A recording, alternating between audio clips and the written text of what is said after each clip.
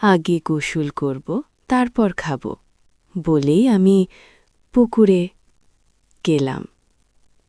আজ গামছাও নিলাম না।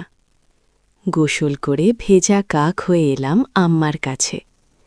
আগের দিন তো হালকা ভেজা গামছায় এতই ভালো বোঝা যায়নি, কিন্তু আজ একদম ভিজে গায়ে সেটে আছে লুঙ্গি। আম্মার দৃষ্টি আমার উপরে, আর চোখে গিলে খাচ্ছে।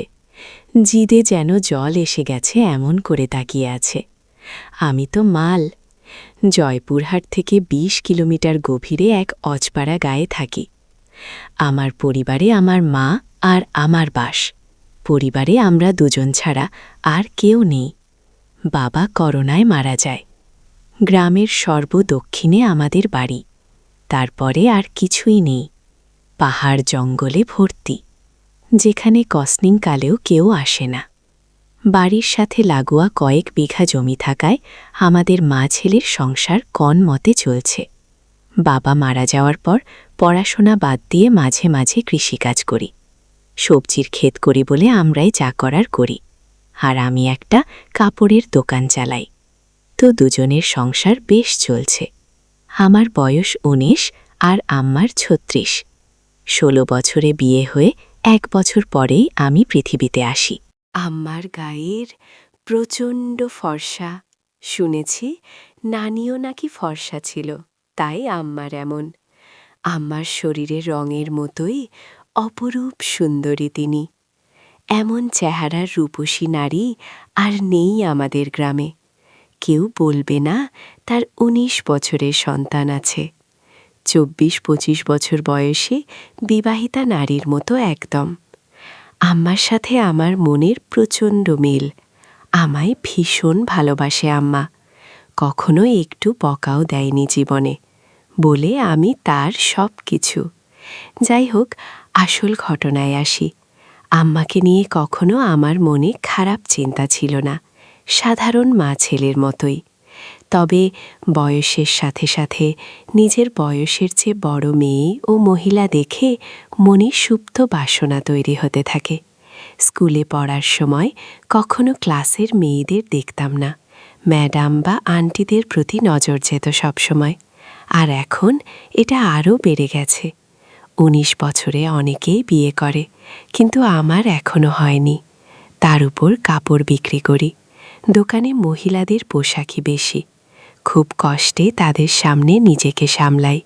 আর তার উপর গ্রামের একমাত্র কাপড়ের দোকান আমার বলে সবাই এখানেই আসে কেনাকাটা করতে। গ্রামের এমন কোন মহিলা বা মেয়ে নেই যাদের ওই কাপড়ের সাইজ আমি জানি না। ভাগ্য ভালো হলে প্রায় মাপ নিতে গিয়ে কৌশলে হাত বুলিয়ে মনের আশ মিটাই। এমন করে আরও বেশি খালা কাকিদের প্রতি আগ্রহ বাড়ছে। এমন করেই যে একদিন আমার জীবনের মোড় ঘুরবে তা কখনো কল্পনাও করিনি। হঠাৎ এক রাতে স্বপ্নদোষ হল। মা ছেলে দুজন মানুষ, তাই একটা ঘর দিয়েই চলছি আমরা। আম্মা আমার বিপরীত পাশে একটা খাটে ঘুমায়। আমাদের মাঝে চাদরের বেড়া দেয়া। তো উঠে বসে দেখি বিছানা একদম তলিয়ে গেছে ভিজে। লুঙ্গির শুকনো অংশ দিয়ে বিছানার ভেজাটুকু কনমতে মুছে টয়লেটে গেলাম। টয়লেট শেষে ঘরে ঢুকতেই হঠাৎ চোখটা আম্মার দিকে গেল, আর চোখ আটকে গেল সেদিকে। শাড়ি উপরে উঠে পায়ের কিছুটা বেরিয়ে আছে, কিন্তু এইটুকু দেখে আমার চোখ আটকে গেল। নিজের অজান্তেই কেমন একটা ঘরে হারিয়ে গেলাম আমি। ও এগিয়ে আম্মার কাছে গেলাম। আম্মা গভীর ঘুমে আছে। নিঃশ্বাসের সাথে বুকটা ওঠানামা করছে, আর কেউ যেন আমার বুকে ঢাক পেটাচ্ছে। মন ভরে অধীর আগ্রহে আম্মার রূপ দর্শন করছে। হঠাৎ আম্মা আর মোড়া ভাঙতে লাগল ঘুমের মাঝে। আমি দ্রুতে নিজের বিছানায় এসে শুয়ে পড়ি। সারা রাত শুধু আম্মার কথা ভেবেই পার করলাম, ঘুমাতে পারলাম না। অনেকক্ষণ পরে চোখ বুঝলাম।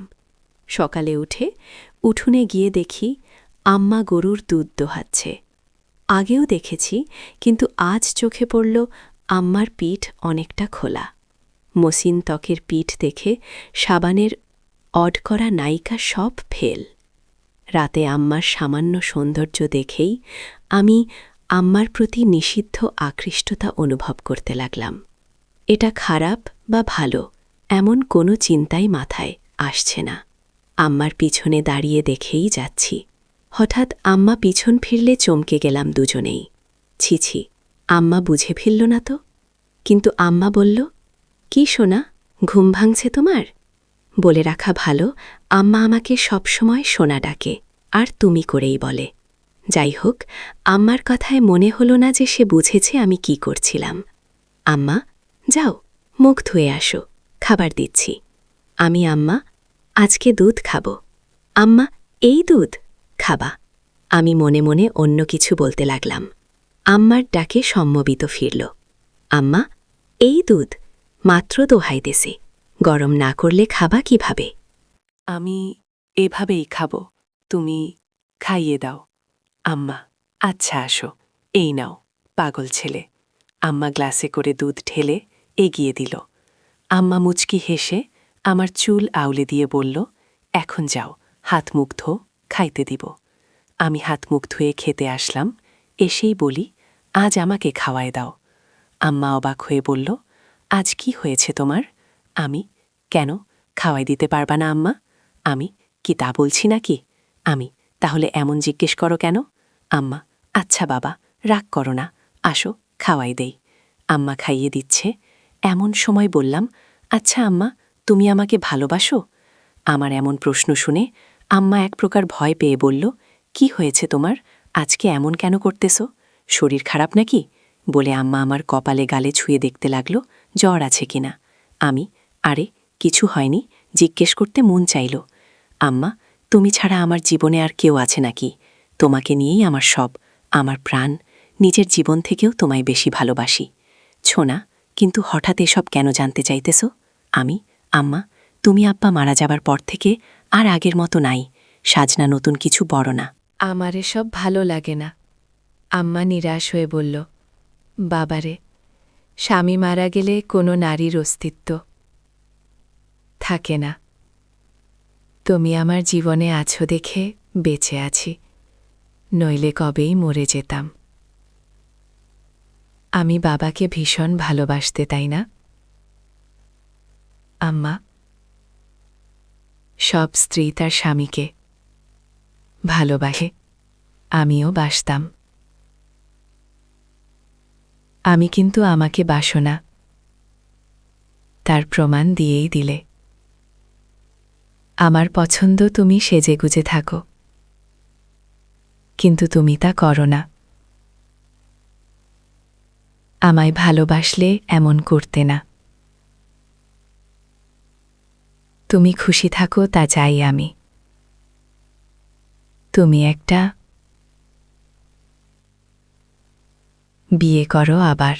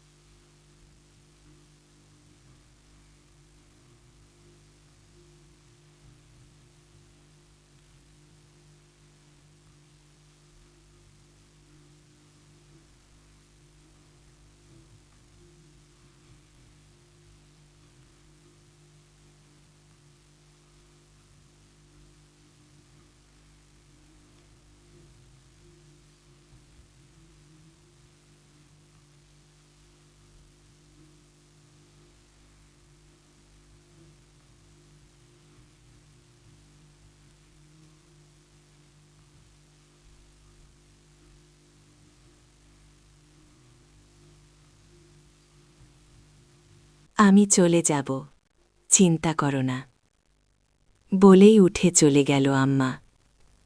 ও নিজের বিছানায় শুয়ে কাঁদতে লাগল। আমি উঠে তার কাছে গিয়ে হাজারোবার বোঝানোর চেষ্টা করলাম, কিন্তু আমার কোনো কথাই শুনল না। আম্মা, এখন আমার চোখের সামনে থেকে যাও। আম্মার কথাই ভয় পেয়ে যাই, বের হয়ে যাই দোকানের উদ্দেশ্যে। রাতেও কথা বলল না, যে যার মতো শুয়ে পড়ি। হঠাৎ ঘুমের মধ্যে গালে নরম ছোঁয়া পেয়ে উঠে পড়ি। দেখি আম্মা আমার সামনে বিছানায় বসে। উঠে আমি সামনে বসতেই আম্মা চোখ জ্বলে জ্বলে করে আমার গালে হাত বুলিয়ে বলল, ব্যথা করছে তাই না? আমাকে মা করে দাও আম্মা, আর কখনো বলবো না এসব। তুমি আমার কাছে মোটেও বোঝো না। আমি ভেবেছি হয়তো তোমার ভালো হবে, কিন্তু তুমি কষ্ট পাবে জানতাম না। আমায় মাফ করে দাও। আম্মার সাথে সাথে আমায় বুকে টেনে নিল ও বলল, সোনারে, আমি তোমায় ভীষণ ভালোবাসি। তোমায় ছেড়ে কারো সংসারে গিয়ে নিজের সুখ চাই না। তোমার বাবার পরে তুমিই আমার একমাত্র সম্বল। আর কখনো এমন বলো না সোনা। আমি আর কখনো বলবো না আম্মা। আমার উপর আর রাগ করে থেকো না। এবার মনের কষ্ট ও ভয় দূর হলে আমি মার সৌন্দর্যের ওপর আবার আকৃষ্ট হলাম। পরদিন বিকালে বাড়ি ফিরেই আমি চমকে উঠলাম। আম্মার পরনে একটা সবুজ শাড়ি আর হলুদ ব্লাউজ পরায় চমৎকার মানিয়েছে। একদম সরসী ললনা লাগছে। আমায় দেখে মুচকি হেসে বলল, এখন ঠিক আছে তো? তুমি সত্যি আমার জন্য নতুন শাড়ি পরেছ? আম্মা, নইলে কি অন্য কেউ আছে আমার? আমি খুশিতে আম্মাকে জড়িয়ে ধরি। আম্মাও সাড়া দিল। আম্মা, তুমি আমার জান। তোমার খুশি আমার খুশি। তুমি নতুন নতুন সাজবে, তা আমার খুব ভালো লাগে। আম্মা, বুঝেছি, তোমাকে এখন সুন্দরী একটা মেয়ে দেখে বিয়ে দিতে হবে।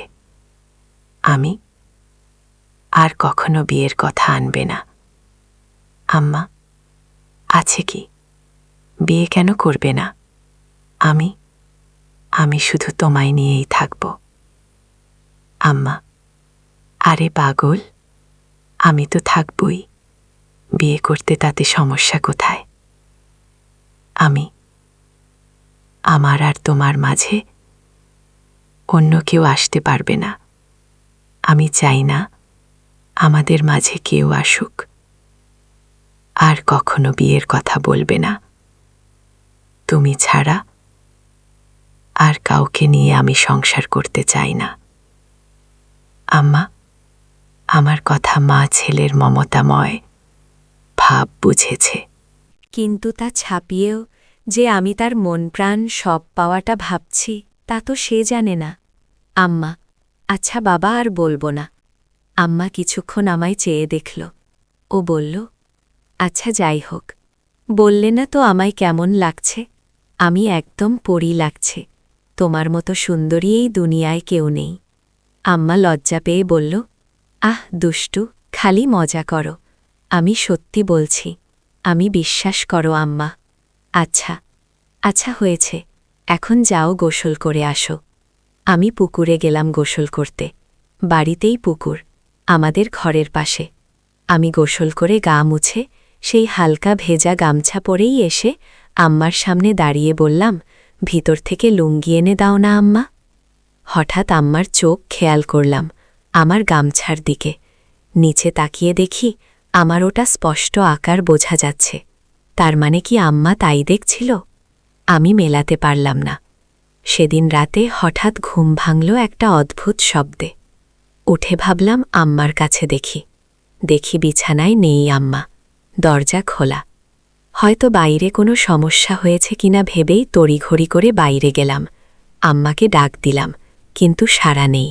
হঠাৎ একটা শব্দ এলো গোসলখানা থেকে। পুকুরে গোসল করে আম্মা, তবে মাঝে মাঝে গোসলখানায়ও করে। তাই সেখানে এগিয়ে গেলাম দেখতে শব্দ খুঁজে।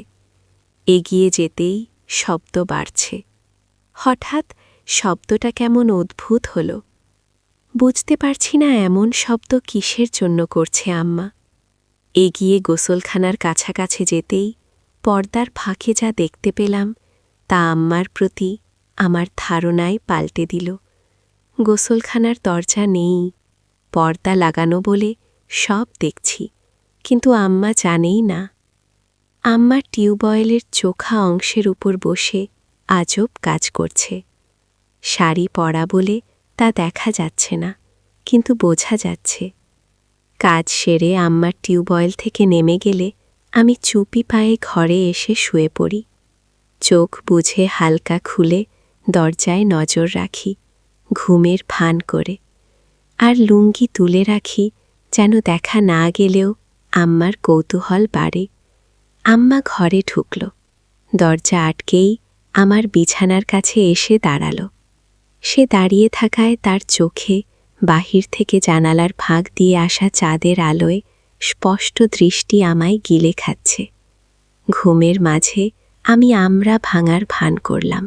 তাতে আম্মা তড়িঘড়ি করে চলে গেল নিজের বিছানায়।